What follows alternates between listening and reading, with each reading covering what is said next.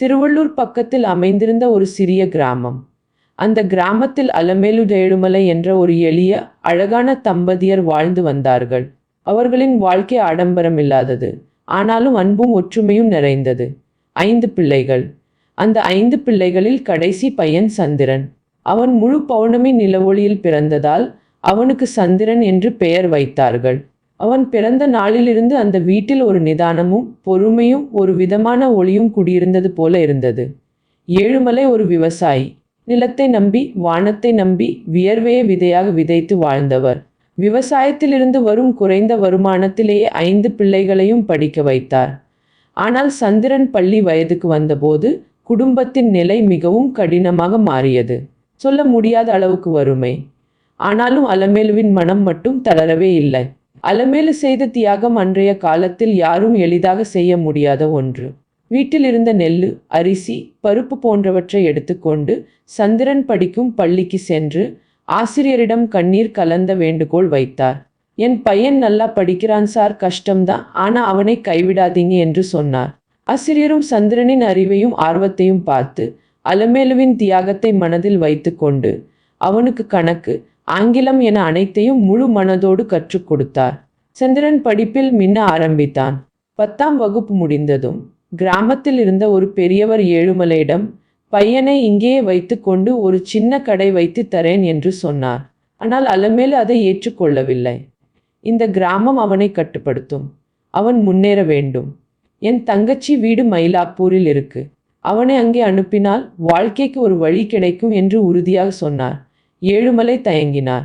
ஆனால் அலமேலு சொன்ன வார்த்தைகள் வாழ்க்கை தத்துவமாக இருந்தது. ஒரு பயிர் நல்லா வளரணும்னா சில தியாகம் செய்யணும். நம்ம பையன் முன்னுக்கு வரணும்னா நம்ம பாசத்தை கொஞ்சம் கட்டுப்படுத்தணும். அந்த வார்த்தைகளோடு தன் பாசத்தை மனதுக்குள் அடக்கி சந்திரனை மயிலாப்பூருக்கு அனுப்பி வைத்தார். அங்கே 10 அடிக்கு 10 அடியிலான ஒரு சிறிய வீட்டில் ஏற்கனவே பெரிய குடும்பம் தங்கியிருந்தது. சந்திரனுக்கு படுக்க கூட இடம் இல்லை. அதனால் அவர் வீட்டின் வெளிப்புறத்தில் இருந்த ஒரு சிறிய இடத்தில் அமர்ந்து படித்தார். யாருக்கும் இடையூறு செய்யக்கூடாது என்ற ஒழுக்கம் அவனிடம் இருந்தது. அவன் ஐடி நிறுவனத்தில் சேர்ந்து மேல்படிப்பு படிக்கும் வாய்ப்பு பெற்றான். இரவில் தெருவிளக்கின் கீழ், சில நேரங்களில் பிளாட்பார்மில் இருந்த அகல் விளக்கின் ஒளியில் படித்தான். படிப்பே அவன் உலகம். வேறு எந்த டைவர்ஷனும் இல்லை. அம்மா சொன்ன ஒரே வார்த்தை அவன் மனதில் இடம் பிடித்தது, முன்னுக்கு வரணும். அவன் படிப்பில் கோல்டு மெடல் வாங்கினான். பல கம்பெனிகளுக்கு அப்ளை செய்தான்.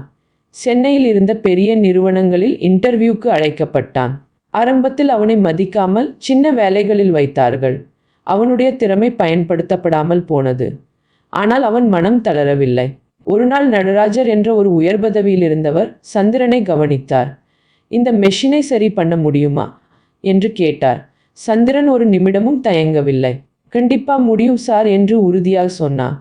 முயற்சி செய்கிறேன் என்று அல்ல, நம்பிக்கையோடு முடியும் என்றான். அவன் அந்த மெஷினை சரியா இயங்க வைத்தான். அந்த நாளிலிருந்து அவன் வாழ்க்கை மாறியது. நல்ல பதவி, நல்ல மதிப்பு, நல்ல எதிர்காலம் கிடைத்தது. இன்று சந்திரன் வெற்றியின் உச்சத்தை தொட்டிருக்கிறான். ஆனாலும் அவன் ஓய்வு எடுக்கவில்லை. இப்போது அவனுக்கு வயது 70க்கு அருகில். ஆனாலும் இன்னும் 20 வயது இளைஞன் போல உற்சாகத்துடன் இதையும் செய்யலாமா அதையும் செய்யலாமா என்று எண்ணும் நோக்கம் அவனிடம் இருக்கிறது. இந்த கதை சொல்லும் உண்மை என்னவென்றால், நம்ம வாழ்க்கையில் ஒரு விஷயத்தை உறுதியாக வேண்டும் என்று நினைத்தால் அதில் முழு தைரியத்தோடும் முயற்சியோடும் நின்றால் அதற்கான வழியையும் ஆண்டவன் நமக்கே உருவாக்கி தருவார். கேள்விக்குறி வைப்பதை விட நம்பிக்கையை வைத்தால் வாழ்க்கை கண்டிப்பாக வெற்றியாக மாறும்.